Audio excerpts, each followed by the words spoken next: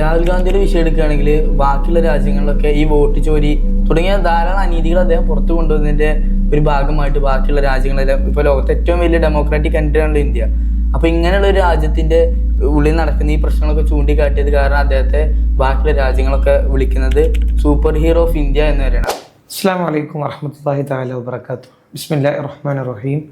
നമ്മുടെ പോഡ്കാസ്റ്റിന്റെ ആദ്യത്തെ വീഡിയോ ആണ്. പ്രവാചകരും ഇസ്ലാമിക ഭരണകൂടവുമാണ് നമ്മളിന്ന് ഈ പോഡ്കാസ്റ്റിൽ ചർച്ച ചെയ്യാൻ ഉദ്ദേശിക്കുന്നത്. ഏറെ സ്വാധീനിക്കപ്പെടുന്ന ആധുനിക കാലത്ത് ഏറെ ചർച്ച ചെയ്യപ്പെടേണ്ട ഒരു വിഷയമാണ് പ്രവാചകരും അതുപോലെ ഇസ്ലാമിക ഭരണകൂടം എന്നുള്ളത്. ഈ വിഷയത്തിലേക്ക് കടക്കുന്നതിന് മുമ്പ് നബി സല്ലല്ലാഹു അലൈഹി വസല്ലമ തങ്ങളുടെ കടന്നുവരവും അതുപോലെ അബൂബക്കർ തങ്ങളും ഉമർ തങ്ങളുമായിട്ടുള്ള ബന്ധവും അത് നേരെ രാഷ്ട്രീയ മേഖലകളിലേക്ക് കൊണ്ടുപോകുവാനാണ് നമ്മൾ ഇന്ന് ഉദ്ദേശിച്ചിട്ടുള്ളത്. അപ്പോൾ അതിൻ്റെ ആദ്യ എപ്പിസോഡിലേക്കാണ് നിങ്ങൾ എത്തിയിട്ടുള്ളത്. ജാഹിലിയ കാലഘട്ടത്തെക്കുറിച്ച് ആലോചിക്കുമ്പോൾ തന്നെ എൻ്റെ മനസ്സിലേക്ക് ആദ്യം കടന്നു വരുന്നൊരു സംഭവമുണ്ട്. ഒരു സ്വഹാബി, ജാഹിലിയ കാലഘട്ടത്തിൽ ജീവിച്ചിരുന്ന ഒരു സ്വഹാബി നബി തങ്ങളോട് തൻ്റെ കുഞ്ഞിനെ കുഴിച്ചു മൂടിയ കഥ വിവരിക്കുന്നത്. അദ്ദേഹം ഇങ്ങനെയാണ് പറയുന്നത്: അന്ന് ഞങ്ങളുടെ നാട്ടിലെല്ലാം ഒരു സമ്പ്രദായം ഉണ്ടായിരുന്നു. ജനിച്ച കുഞ്ഞ് പെൺകുഞ്ഞാണെങ്കിൽ അവരെ കുഴിച്ചു മൂടുക എന്നത്. എങ്കിൽ ഞാൻ ഇതിനൊന്നും തയ്യാറായിരുന്നില്ല. ഞാൻ എൻ്റെ മകളെ അവരിൽ നിന്നെല്ലാം മറച്ചു വെച്ച് ഒരുപാട് നാൾ വളർത്തി. പക്ഷേ ഇത് അധിക കാലമൊന്നും കൊണ്ടുപോകാൻ എനിക്കായില്ല. ഞാൻ അവളെ കുഴിച്ചു മൂടാൻ നിർബന്ധിതനാവുകയാണ്. അങ്ങനെ ഒരു ദിവസം അവളെ കുളിച്ചൊരുക്കി പുതിയ കുപ്പായമെല്ലാം അണിയിച്ച് കുഴിച്ചു മൂടാൻ ഞാൻ കൊണ്ടുപോയി. അങ്ങനെ അവളെ കുഴിയിൽ നിർത്തി അവളുടെ മുഖത്തേക്ക് ഇങ്ങനെ മണ്ണിടുമ്പോൾ അവളെ എൻ്റെ മുഖത്ത് നോക്കിയിട്ട് ഉപ്പ ഉപ്പ എന്നിങ്ങനെ കരഞ്ഞു. പക്ഷെ ഞാൻ അതൊന്നും കേട്ടില്ല നബിയെ. ഈ സംഭവം സ്വഹാബി ഇങ്ങനെ പറയുമ്പോൾ നബി സല്ലല്ലാഹു അലൈഹി വസല്ലമയുടെ കണ്ണിൽ നിന്ന് കണ്ണുനീരിങ്ങനെ ധാരയായി ഒഴുകുന്നുണ്ട്. ഇത്ര നീചമായ പ്രവൃത്തികൾ നിലനിന്നിരുന്ന ജാഹിലിയ കാലഘട്ടത്തിൻ്റെ ഇടയിലേക്കാണ് നബി സല്ലല്ലാഹു അലൈഹി വസല്ലമ തങ്ങൾ ഒരു വെളിച്ചമായി പിറവിയെടുത്തത്.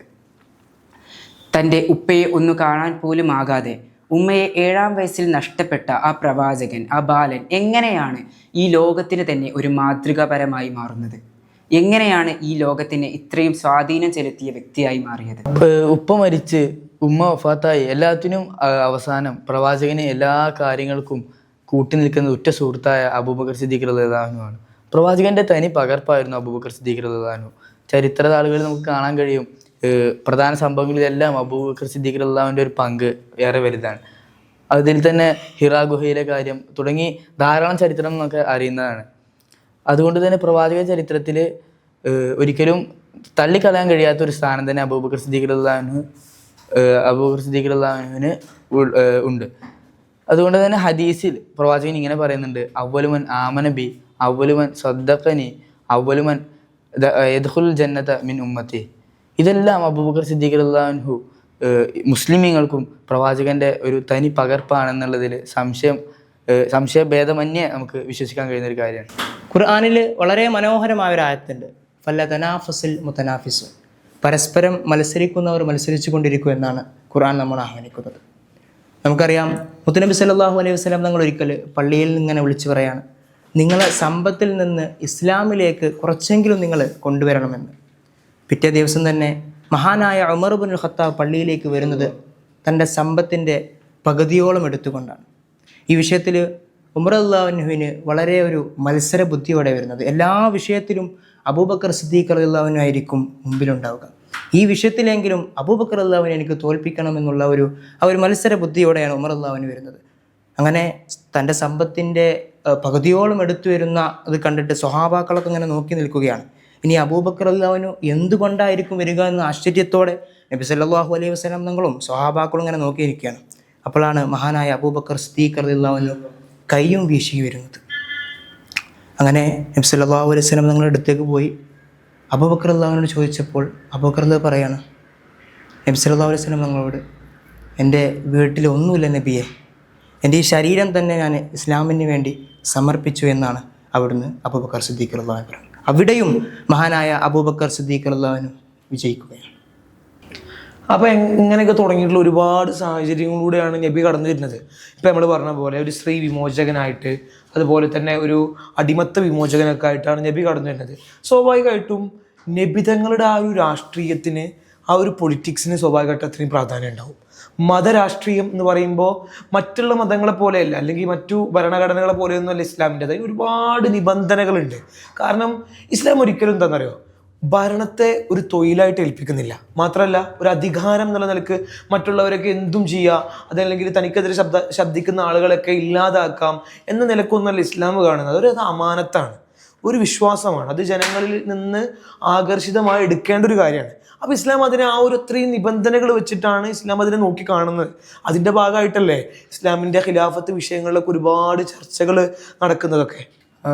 ഇത് നമുക്ക് ഈ ഇസ്ലാമിൻ്റെ ഭരണകൂട വിഷയത്തിൽ തന്നെ പല ഭാഗങ്ങളിലായിട്ട് നമുക്കിത് കാണാൻ കഴിയും. പ്രധാനമായിട്ട് പറയുകയാണെങ്കിൽ ആധുനിക ഡെമോക്രസി ഈ ഒരു വിഷയത്തിൻ്റെ ആത്മാവായിട്ട് വളരുന്നത് ഇസ്ലാമിൻ്റെ മജ്ലിസ് ഷൂറ എന്ന് പറയുന്ന സംവിധാനമാണ്. അപ്പോൾ നമ്മളിങ്ങനെ ഖന്തക്ക് യുദ്ധത്തിൻ്റെ കാര്യങ്ങളിലേക്ക് നോക്കുകയാണെങ്കിൽ ഖന്തക്ക് യുദ്ധം എങ്ങനെ ശത്രുക്കളെ ശക്തിശാലികളായ ശത്രുക്കളെ എങ്ങനെ തടയാം എന്നുള്ള ഒരു ഭയത്താൽ ഇങ്ങനെ പ്രവാചകനും സ്വഹാബത്തും ഇങ്ങനെ ഇരിക്കുകയാണ്, ഒരു ചർച്ച പോലെ കൂടിയിരിക്കുകയാണ്. അപ്പോൾ അതിൽ അന്യനാട്ടുകാരനായിട്ടുള്ള സൽമാൻ ഫാരിസി റളിയല്ലാഹു അൻഹു നീച്ചെന്ന് പറയാണ്, പ്രവാചകനെ ഞങ്ങളുടെ നാട്ടിലൊക്കെ ശത്രുക്കളെ തടയാനായിട്ട് ഇങ്ങനെ ഖന്തക്ക് അഥവാ കിടങ്ങ് കുഴിച്ചിട്ട് ഒരു യുദ്ധതന്ത്രം ചെയ്യാറുണ്ട്. അപ്പോൾ പ്രവാചകൻ ഒരു മടിയും കൂടാതെ ആ തന്ത്രത്തെ ഏറ്റെടുക്കുകയും ബാക്കിയുള്ള സ്വഹാബത്തിനെ അതിലേക്ക് എൻഗേജ് ചെയ്യിപ്പിച്ചിട്ട് ഈ ഒരു യുദ്ധതന്ത്രം വളരെ വിജയകരമായിട്ട് പൂർത്തീകരിക്കുകയാണ് ഉണ്ടായിട്ടുള്ളത്. ഈ ഒരു സന്ദർഭത്തിലൊക്കെ സ്വഹാബത്തിനിടയിലും പ്രവാചകനിടയിലൊക്കെ വളരെയധികം ബുദ്ധിമുട്ടുകളും കഷ്ടതകളും അനുഭവിച്ചിട്ടുള്ളതാണ്. നമുക്ക് ചരിത്രങ്ങളൊക്കെ നമുക്ക് തന്നെ അറിയുന്നതാണ്. കല്ലൊക്കെ വയറിൽ കെട്ടിയിട്ടൊക്കെയാണ് അവർ അത്രയും ബുദ്ധിമുട്ടിക്കൊണ്ടാണ് ഈ ഒരു സന്ദർഭങ്ങളൊക്കെ കടന്നു പോയിക്കൊണ്ടിരിക്കുന്നത്. ആ ഒരു ചരിത്രത്തിൽ നമുക്ക് മനസ്സിലാവുന്ന ഒരു പാടുണ്ട്. ഇന്നത്തെ രാഷ്ട്രീയ തലമുറകളൊക്കെ ഏറെ സൂക്ഷ്മയോടെ ശ്രദ്ധിച്ച് കാണേണ്ട ഒരു വിഷയമാണത്.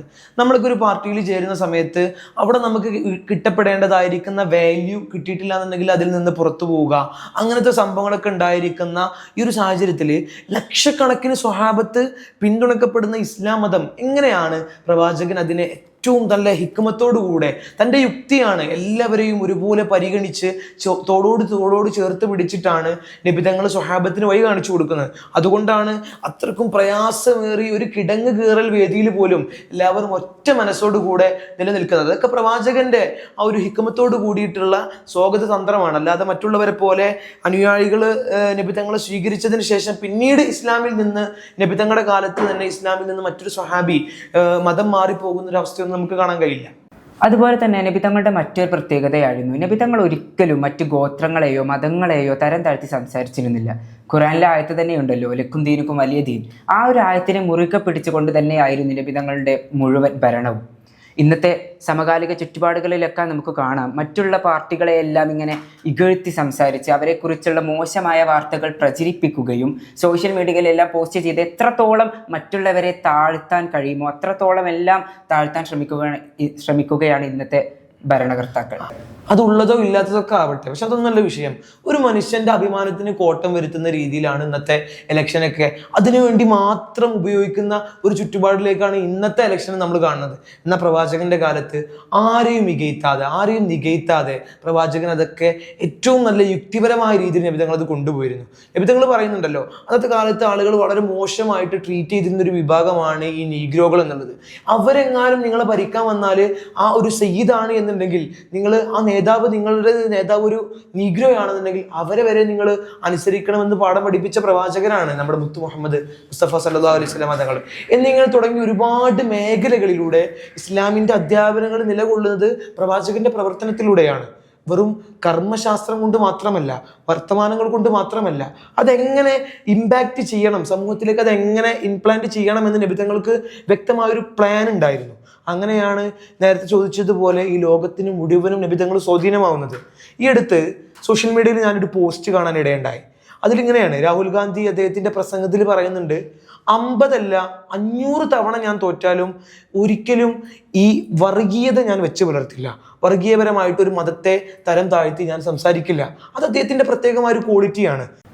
ഇപ്പോൾ പറഞ്ഞതുപോലെ തന്നെ രാഹുൽ ഗാന്ധിയുടെ വിഷയം എടുക്കുകയാണെങ്കിൽ ബാക്കിയുള്ള രാജ്യങ്ങളിലൊക്കെ ഈ വോട്ട് ചോരി തുടങ്ങിയ ധാരാളം അനീതികൾ അദ്ദേഹം പുറത്തു കൊണ്ടുവന്നതിൻ്റെ ഒരു ഭാഗമായിട്ട് ബാക്കിയുള്ള രാജ്യങ്ങളെല്ലാം, ഇപ്പോൾ ലോകത്തെ ഏറ്റവും വലിയ ഡെമോക്രാറ്റിക് കൺട്രിയാണല്ലോ ഇന്ത്യ.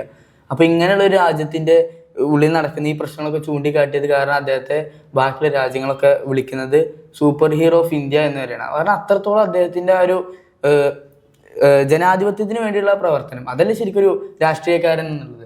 അതൊക്കെ നമുക്ക് പ്രവാചക ജീവിതത്തിലും പ്രവാചക അധ്യാപനത്തിലൊക്കെ നമുക്ക് കാണാൻ കഴിയുന്നതാണ്.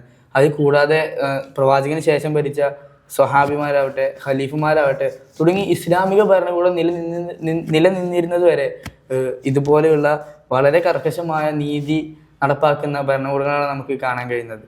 അതാണ് നമുക്ക് മനസ്സിലാവുന്നത്. കാരണം നബിതങ്ങൾ ഫോളോ ചെയ്തിരുന്ന ആ ഒരു ഭരണത്തിൽ നബിതങ്ങൾ എല്ലാവർക്കും നീതി ലഭിക്കാൻ വേണ്ടിയിട്ട് ഫോളോ ചെയ്തിരുന്ന ഒരുപാട് കാര്യങ്ങളുണ്ട്.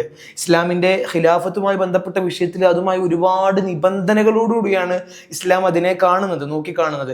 അതുകൊണ്ടാണ് ഉമർ തങ്ങൾ, അബൂബക്കർ തങ്ങൾ എന്നിങ്ങനെ തുടങ്ങി ഒരുപാട് ഭരണാധികാരികൾ പ്രവാചകന്റെ എങ്ങനെയായിരുന്നു നബിതങ്ങൾ ആ ഉമ്മത്തിനെ ട്രീറ്റ് ചെയ്തിരുന്നത്, എങ്ങനെയാണ് അവരെ പരിപാലിച്ചിരുന്നത്, അവരുടെ കാര്യങ്ങളിലൊക്കെ എങ്ങനെയാണ് ഇടപെട്ടിരുന്നത്, അതൊക്കെ മറ്റു സ്വഹാബത്ത് കൂടി തന്നിൽ നിന്ന് മനസ്സിലാക്കണം, ഉൾക്കൊള്ളണം എന്നൊരു നിർബന്ധ ബുദ്ധി കൂടി നബിതങ്ങൾക്ക് ഉണ്ടായിട്ടുണ്ടായിരുന്നു. നബിതങ്ങൾ ഒരിക്കലും വഫാത്താവണതിന് മുമ്പ് എന്ത് പറഞ്ഞിട്ടില്ല, എനിക്ക് ശേഷം അബൂബക്കർ തങ്ങൾ ഭരിക്കണമെന്നോ അങ്ങനെ ആരെയും നിശ്ചയിച്ചു കൊടുത്തിട്ടില്ല. കാരണം അതെങ്ങാനും നബിതങ്ങൾ ഒരാളെ മാത്രം നിർബന്ധ ബുദ്ധിയോട് കൂടിയിട്ട് എനിക്ക് ശേഷം അബൂബക്കർ തങ്ങൾ ഭരിക്കണം എന്ന് നബിതങ്ങൾ പറഞ്ഞിരുന്നുവെങ്കിൽ അത് വലിയൊരു വിഷയമായിരുന്നു സ്വഹാബത്തിന്റെ ഇടയിൽ. അതൊക്കെ കാരണം നബിതങ്ങളുടെ ഭരണം മാത്രം, ആ വാക്കുകൾ മാത്രം എന്ത് ചെയ്യുക, ഈ ഉമ്മത്തിന്റെ മേൽ അടിച്ചമർത്തുന്നതിന് സമാനമായിരുന്നു. അതൊന്നും ഇല്ലാതിരിക്കാൻ വേണ്ടിയിട്ടാണ് നബിതങ്ങൾ അത്തരം സാഹചര്യത്തിൽ വരെ ഇത്രയും സ്വഹാബത്തുകളുള്ള ഒരു സമുദായത്തെ നബിതങ്ങൾ വഹിക്കുന്ന രീതി നമുക്ക് ഏറെ പ്രധാനപ്പെട്ടതായി മാറുന്നത്. ഇപ്പോൾ ഈ ഉമർ റളിയല്ലാഹുവിൻ്റെ അല്ലെങ്കിൽ പ്രവാചകൻ സല്ലല്ലാഹു അലൈഹി വസല്ലം തങ്ങളുടെ ഒരു ഭരണം കടമെടുത്തുകൊണ്ട് അല്ലെങ്കിൽ അതിനെ കൃത്യമായി നിഷ്കർഷിച്ചു കൊണ്ടാണല്ലോ ഉമർ റളിയല്ലാഹു തുടങ്ങി അബൂബക്കർ സിദ്ദീഖ് റളിയല്ലാഹു മറ്റുള്ള എല്ലാ ഖലീഫുമാരും ഒക്കെ ഭരിക്കുന്നത്. അപ്പോൾ ഈ ഉമർ റളിയല്ലാഹുവിൻ്റെ ഭരണ കാലഘട്ടത്തെക്കുറിച്ച് നമുക്ക് തന്നെ അറിയാം. നമ്മുടെ രാഷ്ട്രപിതാവ് മഹാത്മാഗാന്ധി പറയുകയുണ്ടായി, എനിക്കിവിടെ ഭരണം കിട്ടുകയാണെങ്കിൽ ഉമറിൻ്റെ ഭരണം ഞാൻ കാഴ്ചവെക്കുമെന്ന് അദ്ദേഹം വളരെ വ്യക്തതയോടെ സമൂഹത്തോട് വിളിച്ചു പറയുകയുണ്ടായി. ഇതിനൊക്കെ നമുക്ക് കാണാൻ കഴിയുന്നത് ഉമർ റളിയല്ലാഹുവിൻ്റെ ഭരണം എന്നുള്ളത് പ്രവാചകൻ സല്ലല്ലാഹു അലൈഹി വസല്ലമയുടെ നേരെ അതുപോലെ തന്നെയുള്ള ഒരു ഭരണമായിരുന്നല്ലോ. ഉമർ റളിയല്ലാഹുവിൻ്റെ ഭരണത്തെക്കുറിച്ച് പറയുമ്പോൾ പ്രധാനമായിട്ട് നമ്മൾ ഓർക്കേണ്ട ഒരു ചരിത്രമാണ് ഉമർ റളിയല്ലാഹു ഖലീഫ ആയിരിക്കുന്ന സമയമാണ്. അപ്പോൾ ഒരു ജൂതനും ഒരു മുസ്ലിം, ഒരു സൈന്യത്തിലെ ഒരു പ്രധാനിയായ ഒരു മുസ്ലിം വക്താവും തമ്മിൽ ഒരു ഭൂമി തർക്കമുണ്ടായി. അപ്പോൾ അന്നത്തെ കാലത്ത് എന്ന് പറയുമ്പോൾ ജൂതന്മാർ എല്ലാ കാലത്തും ജൂതന്മാർ സമൂഹത്തിന് ഒരു പ്രതിബദ്ധതയായി നിൽക്കുന്ന ഒരു സമൂഹമാണ്. ഉമർ റളിയല്ലാഹുവിൻ്റെ ഭരണത്തെക്കുറിച്ച് പറയുകയാണെങ്കിൽ ഏകദേശം കൃത്യമായ കണക്കുകൾ 2.2 മില്യൺ മൈൽസ് ആയിരുന്നു. അഥവാ ഇറാനൊക്കെ ഉൾപ്പെടെ വലിയൊരു സാമ്രാജ്യം തന്നെ ഉമർ റളിയല്ലാഹുവിന് കീഴിലുണ്ടായിരുന്നു. അങ്ങനത്തെ ഓട്ടോക്രാറ്റ് ആയിട്ടുള്ള ഒരു രാജാവിന് എത്ര എളുപ്പമായിട്ട് ഒരു ജൂതനെതിരെ അഥവാ മുസ്ലിം ആയിട്ടുള്ള ഒരു വ്യക്തിക്ക് മേലെ എത്ര എളുപ്പത്തിൽ ഒരു വിധി അടിച്ചേൽപ്പിക്കാൻ കഴിയുമെന്ന് നമുക്ക് മനസ്സിലാക്കാൻ കഴിയുന്നതാണ്. എന്നാലും അവിടെ ഉമർ റളിയല്ലാഹു ഈ തെളിവുകൾ ആവശ്യപ്പെട്ടപ്പോൾ മുസ്ലിമിൻ്റെ കയ്യിൽ തെളിവുകളൊന്നും കൊടുക്കാനില്ല. അങ്ങനെ ഈ ജൂതൻ കൃത്യമായിട്ടുള്ള രേഖകളൊക്കെ കാണിച്ചു കൊടുത്തപ്പോൾ ഉമർ റളിയല്ലാഹു വിധി ഈ ജൂതന് അനുകൂലമായിട്ടാണ് പുറപ്പെടുവിക്കുന്നത്. അപ്പോൾ ഇതൊക്കെ ഇങ്ങനെയൊക്കെ രീതിയിലുള്ള ഭയങ്കര കൃത്യതയോടുള്ള ഒരു നീതി നിർവഹണമാണ് നമുക്ക് കാണാൻ കഴിയുന്നത്. അതുപോലെ തന്നെയാണ് അബൂബക്കർ റളിയല്ലാഹുവിൻ്റെ ഭരണവും. അബൂബക്കർ തങ്ങൾ ഖലീഫയായതിൻ്റെ ആദ്യ ഖുത്ബയിൽ തന്നെ നമുക്ക് കാണാം, നബി സല്ലല്ലാഹു അലൈഹി വസല്ലമ തങ്ങൾ പഠിപ്പിച്ചു തന്ന ഗൈഡൻസിൽ നിന്ന് എന്തെങ്കിലും ഒരു വളവ്, എന്തെങ്കിലും ഒരു മാറ്റം നിങ്ങളിൽ ഞാൻ കാണുകയാണെങ്കിൽ അത് ഞാൻ തിരുത്തും. ഇനി നിങ്ങൾ എന്നിൽ ആ ഒരു മാറ്റം നബി തങ്ങളുടെ ജീവിതരേഖയിലല്ലാത്ത ഒരു പ്രവൃത്തി എന്നിൽ കാണുകയാണെങ്കിൽ നിങ്ങൾ എന്നെയും തിരുത്തണം. ഇതൊക്കെ അബൂബക്കർ സിദ്ദീഖ് റളിയല്ലാഹുവിൻ്റെ അല്ലെങ്കിൽ ഈ സ്വഹാബത്തിൻ്റെ ഒരു സൂക്ഷ്മതയുടെ ഭാഗമായിട്ടാണ് നമുക്ക് മനസ്സിലാക്കാൻ കഴിയുന്നതാണ്. ഈ അബൂബക്കർ സിദ്ദീഖ് റളിയല്ലാഹുവിൻ്റെ ആദ്യ ദിവസത്തെ ഈ പ്രസംഗത്തിന് മുൻപ് ആ വേദിയിലേക്ക് കയറുമ്പോൾ ഇങ്ങനെ ഖലീഫയായിട്ട് സെലക്ട് ചെയ്യപ്പെട്ടിട്ട് ഉള്ള ഒരു നിമിഷത്തെക്കുറിച്ച് പണ്ഡിതന്മാർ പറയുന്നുണ്ട്, വരച്ചുകൊണ്ട് വേദിയിലേക്ക് കയറിയ മനുഷ്യനായിരുന്നു, ഒരു സഹാബായിരുന്നു മഹാനായ അബൂബക്കർ സിദ്ദീഖ് റളിയല്ലാഹു. എന്നാൽ ഇന്നത്തെ സമകാലിക രാഷ്ട്രീയ നേതാക്കളെല്ലാം നാം നോക്കുകയാണെങ്കിൽ അവരിങ്ങനെ ഒരു ഡൊമിനേറ്റിംഗ് പവറായി മാറാൻ ശ്രമിക്കുകയാണ്. അവർ പറഞ്ഞത് എന്താണോ അതിനനുസരിച്ച് തന്നെ ഈ ജനങ്ങളൊക്കെ ജീവിക്കണമെന്ന് പറയുകയാണ്. മറ്റുള്ളവരെ ഒന്ന് കേൾക്കാനോ തെറ്റുകളൊന്ന് അംഗീകരിക്കാനോ കഴിയാത്ത, മനസ്സില്ലാത്ത ഒരു രാഷ്ട്രീയ പ്രതിഭകളെയാണ് നാം ഇന്ന് കണ്ടുകൊണ്ടിരിക്കുന്നത്. കൂടാതെ തന്നെ മറ്റൊരു വലിയൊരു ചരിത്ര സംഭവം നോക്കുകയാണെങ്കിൽ ഇതും ഉമർ റളിയല്ലാഹുവിൻ്റെ കാലഘട്ടത്തിൽ തന്നെ നടക്കുന്നത്. അപ്പോൾ ഉമർ റളിയല്ലാഹു ഇങ്ങനെ ഒരു ഖുത്ബ നടത്തുകയാണ്. ഖുത്ബ എന്ന് പറയുമ്പോൾ ജുമാ ഖുത്ബയല്ല, സാധാരണ ഒരു ജനങ്ങളിലേക്ക് ഒരു പ്രസംഗം, ഒരു വാദ രൂപത്തിൽ ഇങ്ങനെ നടത്തുകയാണ്. അതിനിടയിൽ പറഞ്ഞു, മഹർ കൊടുക്കുന്നത് അന്ന് ഭയങ്കര ആർഭാടമായിട്ട് മഹർ അധികം കൊടുത്തിരുന്നു എന്നുള്ളൊരു രേഖ നമുക്ക് കാണാൻ കഴിയും. അപ്പോൾ മഹർ കൊടുക്കുന്നത് കുറച്ച് കുറക്കണം എന്ന് ഉമർ റളിയല്ലാഹു ഇങ്ങനെ ഒരു പ്രസംഗത്തിൽ പറഞ്ഞപ്പോൾ പിന്നിൽ നിന്ന് ഒരു സ്ത്രീ പറയുകയാണ്, എന്തുകൊണ്ട് അങ്ങനെ ചെയ്യണം? കാരണം പ്രവാചകന് മഹർ എത്ര കൊടുക്കണേനും പ്രവാചകൻ എന്നെ എതിർത്ത് പറഞ്ഞിട്ടോ അതിനെക്കുറിച്ച് പ്രവാചകൻ ഇങ്ങനെ കൊടുക്കരുത് എന്ന രീതിയൊന്നും പറഞ്ഞിട്ടില്ല. പിന്നെ എന്തുകൊണ്ട് നമ്മൾ അങ്ങനെ ചെയ്യണം എന്നുള്ളൊരു ചോദ്യം ഉന്നയിച്ചപ്പോൾ തന്നെ ഉമറുല്ലാഹുവിന് അപ്പം തന്നെ ആ വേദിയിൽ നിന്ന് ക്ഷമാപണം നടത്തുകയും ഇതാണ് യഥാർത്ഥ രീതി എന്ന് പറഞ്ഞ് ആ സ്ത്രീയെ അനുമോദിക്കുകയാണ് ചെയ്യുന്നത്. അപ്പോൾ പ്രവാചകന്റെ ഭരണഘടന, ആ ഒരു ഭരണത്തിന് ഉണ്ടാക്കപ്പെട്ടിട്ടുള്ള ഒരു ഘടനയുണ്ട്. അതിനനുസൃതമായിട്ട് അവിടുത്തെ സ്വഹാബത്തെ കിറാമ്, അബൂബക്കർ തങ്ങൾ, ഉമർ തങ്ങൾ, അവരൊക്കെ ആ ഒരു രീതിയിലാണ് മുസ്ലിം സമുദായത്തെ ട്രീറ്റ് ചെയ്തിരുന്നത്, ഭരിച്ചിരുന്നത്. അപ്പോൾ ഈ വിഷയം നമ്മൾ പറഞ്ഞത് എന്തിനാ വെച്ച് കഴിഞ്ഞാൽ ഇപ്പം എല്ലാ സമൂഹവും തിരിഞ്ഞു നോക്കണം എന്തിനാണെന്നറിയോ, ഈ വാർഡിൽ ആര് ജയിക്കും, അങ്ങനെ ഇലക്ഷനുമായി ബന്ധപ്പെട്ട അതിൻ്റെ ചുറ്റുപാടിലേക്ക് പൂർണ്ണ ശ്രദ്ധ കേന്ദ്രീകരിക്കുമ്പോൾ നമ്മൾ പൂർണ്ണമായിട്ട് നോക്കേണ്ടത് എന്താണെന്നറിയോ, ഇസ്ലാമിൻ്റെ ആശയങ്ങൾക്ക് അനുസൃതമായി എന്നുള്ളതല്ല. പ്രവാചകർ ഇസ്ലാമിൻ്റെ ആശയങ്ങൾ മറ്റുള്ളവരുടെ മേലിൽ കെട്ടിച്ചമച്ചിട്ടുമില്ല. നീതിയുക്തമായിട്ട് എങ്ങനെ ആ രാജ്യത്തിലെ എല്ലാ ആളുകളെയും ഉൾപ്പെടുത്തിക്കൊണ്ട് ഒരു ഭരണഘടന എന്ന് പറയുമ്പോൾ പാവപ്പെട്ട ആളുകളുണ്ടാവും, ധനാഢ്യരുണ്ടാകും, വിവരമുള്ളവരുണ്ടാവും, വിവരമില്ലാത്തവരുണ്ടാവും, അങ്ങനെ എല്ലാം നിറഞ്ഞു കിടക്കുന്ന വൈഭവങ്ങൾ കൊണ്ട് നിറഞ്ഞതാണല്ലോ രാഷ്ട്രീയങ്ങളൊക്കെ. അപ്പോൾ അതിനൊക്കെ ട്രീറ്റ് ചെയ്യാൻ കഴിയുന്ന രീതിയിൽ എങ്ങനെയാണ് നമ്മൾ സ്ഥാനാർത്ഥികളെ തിരഞ്ഞെടുക്കേണ്ടത് നമ്മൾ ചിന്തിക്കണം. ഒരു രാഷ്ട്രീയ നായകനായിട്ടല്ല, ഒരു നവോത്ഥാന നായകനായിട്ടാണ് പ്രവാചകരെ ലോകം നോക്കിക്കാണുന്നത്. അടുത്തൊരു വീഡിയോ അടുത്ത എപ്പിസോഡിൽ നമുക്ക് കാണാം. അസ്സലാമു അലൈക്കും വറഹ്മത്തുള്ളാഹി.